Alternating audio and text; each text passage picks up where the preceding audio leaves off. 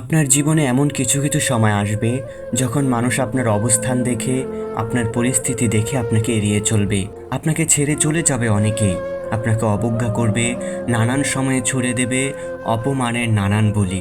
এসবের কারণে কখনোই নিজেকে দমিয়ে রাখা কিংবা থামিয়ে রাখা উচিত নয়।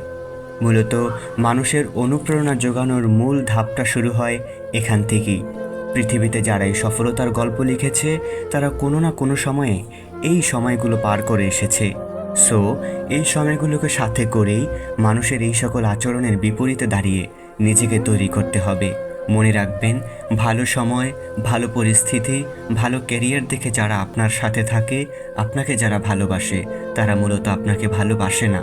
আপনার খারাপ সময়ে, আপনার খারাপ পরিস্থিতি দেখে যারা আপনার সাথে থাকে তারাই আপনাকে ভালোবাসে, এবং আপনার ভালো সময়ে তারাই আপনার পাশে থাকার অধিকার রাখে।